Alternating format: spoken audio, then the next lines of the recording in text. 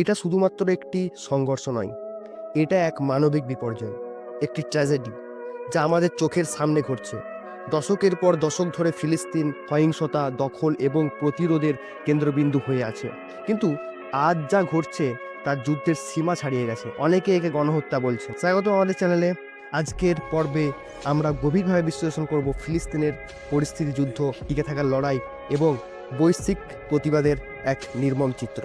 বর্তমান সংকট বুঝতে হলে আমাদের ফিরে যেতে হবে 1948 সালে, নাকবা, যার ফলে 7 লক্ষেরও বেশি ফিলিস্তিনি নিজ ভূমি থেকে উচ্ছেদ হয় যখন ইসরায়েল রাষ্ট্র প্রতিষ্ঠিত হয়। গাজা, যাকে প্রায়শই বিশ্বের সবচেয়ে বড় উন্মুক্ত বন্দিশালা বলা হয়, বহু বছর ধরে বোমাবর্ষণ, খাদ্য পানি সংকট এবং ধ্বংসযজ্ঞের মধ্য দিয়ে বেঁচে আছে এই শহর। আজকের দিনে ফিরে আসি। সর্বশেষ সহিংসতা শুরুর তারিখ।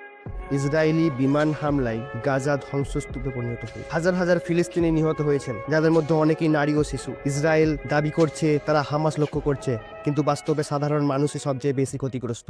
বিশ্ব তাকিয়ে আছে, সারা পৃথিবীতে মানুষ রাস্তায় নেমে প্রতিবাদ করছে, কিন্তু রাজনৈতিক নেতৃত্ব কেউ শান্তির ডাক দিচ্ছে, কেউ আবার অস্ত্র ও কূটনৈতিক সহায়তা চালিয়ে যাচ্ছে। আমরা কথা বলেছি গাজা ও পশ্চিম তীরে থাকা কিছু ফিলিস্তিনের সাথে।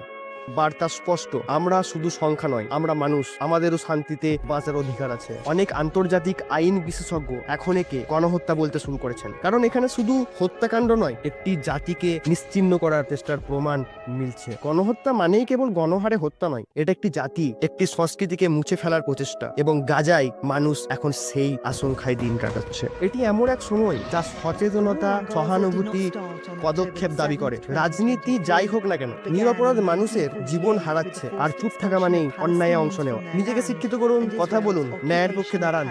মানবতা কোনো বিতর্কের বিষয় হতে পারে না। সচেতন থাকতে সাবস্ক্রাইব করুন, শেয়ার করে আওয়াজ তুলুন।